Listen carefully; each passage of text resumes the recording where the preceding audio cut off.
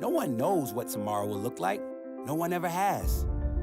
Montclair State students have always known how to seize the moment, to take the power to define their own tomorrows. That's right, tomorrow is yours for the making, and we're here to help make it yours. We promise this, no matter what tomorrow looks like, your future is here. Elevate your tomorrow, Montclair State University. Hello, and thank you for joining us on another episode of Talon Talk. I'm Jonathan Edmond, alongside the head coach of the men's basketball team, Coach Justin Potts. Coach Potts, how you doing today? I'm doing well, my man. How you doing? I'm doing all right. Thanks for joining us. So we're just going to dive straight into it, a little bit of a season recap. So far, you guys are 4-4 on the season. What are the key takeaways you can take away from that? Yeah, I think the key takeaway is the only consistent thing we've done is being consistent at this point. We're young, so I knew there would be some bumps in the road. When you look at it, at one point the other night, we had 4 freshmen and a junior on the court. So the inconsistency has got to change in order for us to be successful. The youth can't be an excuse much longer. So we got to figure some things out. We've played well in stretches, but in order to win in college basketball, you got to be playing 30 to 35 minutes of really good basketball, and we're somewhere in the 20 to 25. So we got to change that. Yeah, and would you say the inconsistency is more on the offensive side or the defensive side? I think it probably goes at both ends of the ball, and then obviously we press. So I think the pressure as well. We show stretches of really good stuff, and when things start to go wrong, or as I say, when we kind of get punched in the mouth a little bit and we get staggered, the offense goes, the defense goes, the pressure goes, the communication. So I really think it's kind of all 3 phases that we have to be better at, and that's something we got to work on in practice and try to correct. And so far, your InJack stretch has already started about 2 weeks ago. You guys started at Kane, took a loss to Kane. You guys defeated Ramapo, took a loss to TCNJ, and took a loss to William Patterson. What's been different about the InJack matchup so far? Yeah, I think when you have a young team, they obviously don't really know what the InJack's about. And I think guys are figuring out how physical it is, how aggressive guys are, and kind of the level that you need to play at. The Kane game, I thought we were bad, really, in all phases of the game, and that's on me as a coach. I thought Ramapo, we did some good things. TCNJ was a great basketball game, came up a possession short. And then I thought last night against Willie P, we were extremely inconsistent and didn't play with nearly enough fire and enough energy, which as a head coach, I got to correct it. That's on me. I'm the guy running the show. So I think the biggest thing for us is just understanding the level you need to play at, and then understanding in 2 of those games, it's really 7 possessions that we've lost by. TCNJ 1 possession and 6 possessions in the game the other night. So I think our guys are now realizing the value of every possession matters, and we got to be better in possessions. And dating back a little to the Kane game, that was the first InJack matchup you guys had this season. You guys were down at 25 points at one point, and you guys came back, cut their lead down to 5, and then you guys lost it in the end. But would you say that was like a key takeaway that you could have taken away from that? Yeah, I think the way we play, it's going to be spurty. We're trying to get an 8-2 run, 10-2 run. We're trying to have 3 or 4 of those a game and obviously limit the opponent. That's been our biggest problem. We've been giving up too many big runs. I think every game has been at least a 13-point run on us somewhere. Last night was 21-8. Ramapo had a 16-0 one. TCNJ, I think, was like 24-12 or something like that. So those scenarios have got to change. We have spurt ability. We have runs that we can get on going. You saw that when we came back against Kane, but we can't put ourselves in that big of a hole. It's good to show that we had some fight, but we got to be way better than that, so we're not in that situation. Yeah, and against TCNJ, you guys went to double overtime. What was the issue there and not like kind of getting over the hump? Yeah, I think a lot of it is, unfortunately, make or miss game, right?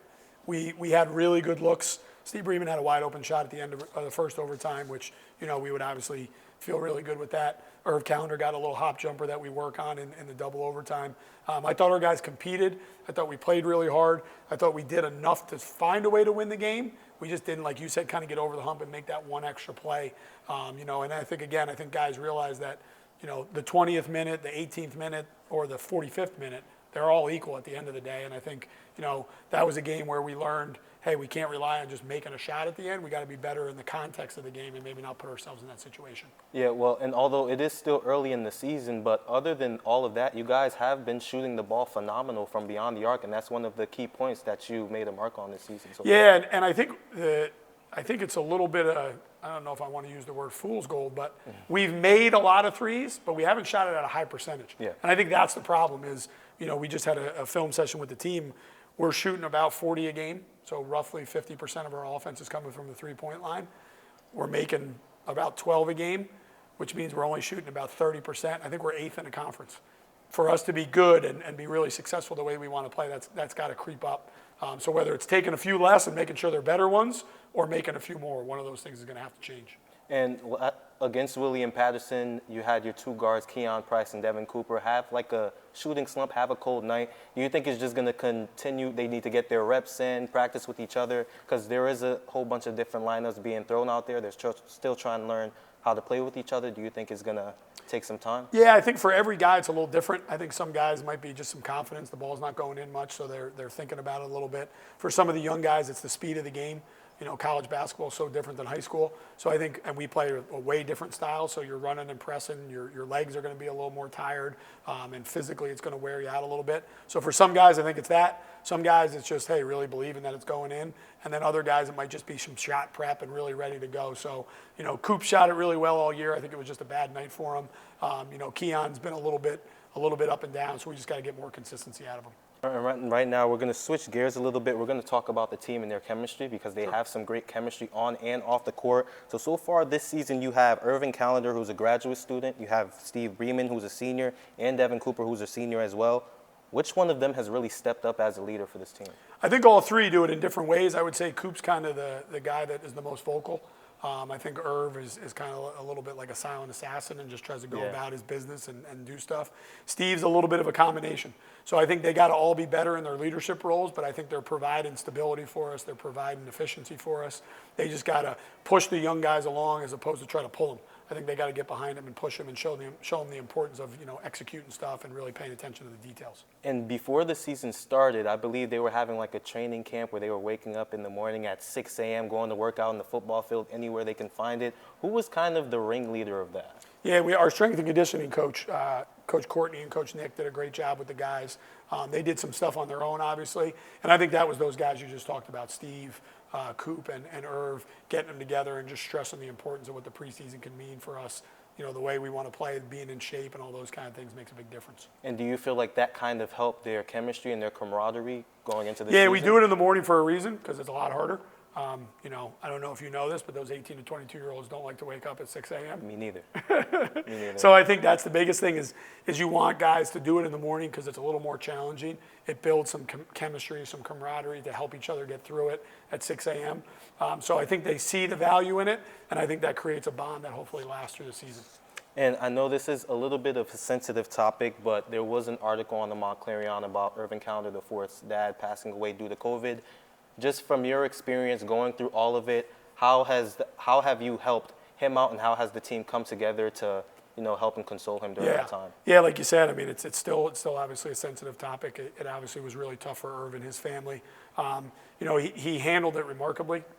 You know, it's obviously really tough to go through any type of loss, and obviously when it's a father, it makes it even tougher on a son or on a wife or siblings or anything like that. So I think he handled it really well. I think the team did a remarkable job of supporting him. You know, he's a little bit of a quiet guy, but I think he kind of came out of his shell a little bit in those moments and showed some vulnerability, which is one of the biggest things and you know you can do as a person is show that vulnerability because it's actually a strength. So I think he showed that. The guys supported him. They were there for him. They tried to help him. What I tried to do as a coach is just be there as a resource for him. And you know, we tried to talk at least every day or every other day. Tried to reach out to his family and see if there's anything we could do as a program to try to help. And I think Irv knows how much I care about him, and he's grown a lot during his time with us. And I just tried to be there and say, hey man, I'm here for you.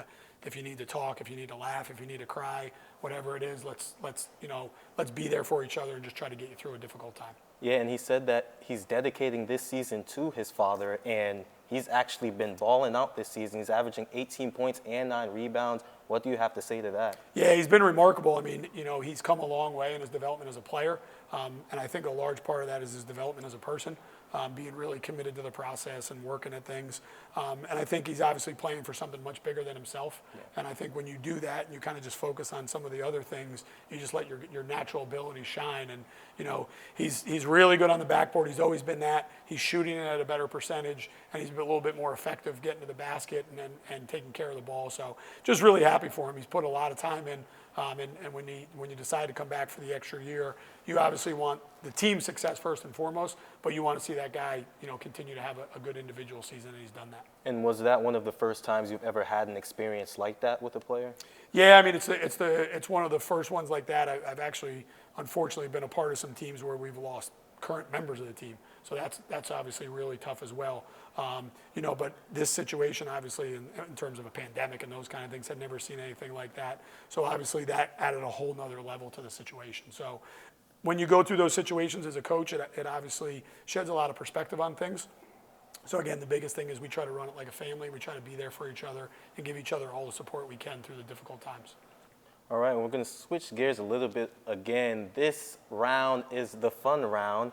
This is called How Well Do You Know Your Players? Okay. Okay? I told you I was going to add a little twist. I didn't see that one coming. Yeah, I told you I was going to add a little bit of a twist into it. So I'm just going to say what these players done, what they've been through, who their favorite athletes is, and you're going to have to, they're on your team. So, I mean, you should know who they are, right? You've asked these questions like this. You're not just making up answers here. Oh, no. Okay. We know these. This is. Yeah, this is it. All right, this I'm is just it, all checking. right? Okay, so the first one. This player's team won the Tournament of Champions in high school, and his favorite athlete. My goodness, he's a good head coach. He knows his players. All right, but can I finish this? Yeah, I'm sorry. I might get the rest ones. I might not get the rest of the ones, so I wanted to be. Well, there's one of them because I didn't think that you would actually get these right. So there's one of them I gave you a freebie on them, but we'll get to that when we get to it. All right. So this player was named to the Junior Honor Society in high school, and his favorite athlete is James Harden. James Harden. That's not anything that I want our guys to have a favorite athlete. James Harden, a National Honor Society? Yeah.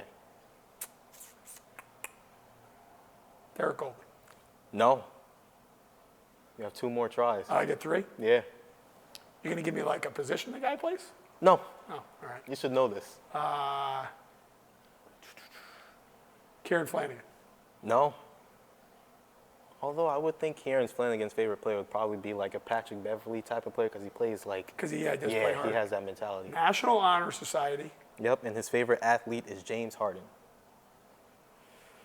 Who? Grant Holbrook?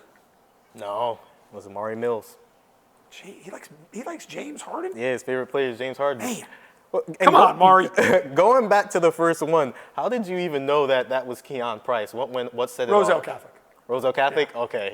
Easy answer. See, I thought it was Damian Lillard that was about to give it up, but you didn't even wait for that. No. Okay. So this one I'm actually going to save for the end. But, okay, now this player shares the same birthday as Michael Jackson, and his favorite athlete is Kyrie Irving. I mean, I'm going to give the easy answer. Mike Jackson? No. Well, I just, figured maybe we shared the same birthday. No. Shared the same name. No. Favorite athlete is Kyrie Irving? Yes. You have 2 more tries. Shares the same birthday as Mike Jackson. Yeah. Oh, this was just the other day. I think it was just his birthday the other day. The other day, Michael Jackson's birthday is in August, I believe. So that's definitely not the guy that was the other day. Yeah, that's not it. Favorite athlete is Kyrie Irving. Coop? No. I got 1 guess left? 1 guess left. These are tough. Told you. August birthday. I know all our guys' birthdays. I can't think of who has the August one. My birthday's in August. I'm going to go with Irv. No, it was Kaleem Lambert. Kaleem Lambert. Yep, okay, and this is the last one. This was basically the freebie that I had to give to you because I didn't believe that you would get any of these right. You're 1 for... 3. Yeah, 1 for 3. So right now, this player attended Moravian College before coming to MSU, and his favorite athlete is none other than LeBron James. Steve Bridman. Yep, there you go. It wasn't as easy as you think because Eck was at Moravian as well. He was. So there were 2 options. Well, so did the LeBron give it away, or? I just figured I couldn't get it wrong because I had multiple guesses. Yeah. I just went with Steve first. Well, yeah, definitely. But you did pretty okay. You went 2 for 2, actually. So you don't know. So Amari Mills, I'm going to need you to talk to Coach. And Kaleem Lambert, I'm going to need you to talk to Coach as well. Mari, the James Harden thing we'll discuss. Well, that's all I had for you today. Is there anything else that you wanted to add or wanted the viewers at home to know about your team? Yeah, I mean, I think, the biggest thing for us is we got to keep getting better and appreciate the support we've gotten to this point. Panzer's been a great environment every night we've played, and most importantly, appreciate what you guys do. I know you put a lot of work into it, and we appreciate all the support you guys give and all the things you're doing to highlight our guys and give the program some respect and shed some light on it. So keep doing what you're doing. It's much appreciated. It does not go unnoticed. Well, thank you for joining us. That's all we have for today. And right now, we're actually going to have head coach Potts sign us out. Thanks for being with us this week on the Talon Talk. Tune in next week. BMAC, swimming and diving. Don't miss it.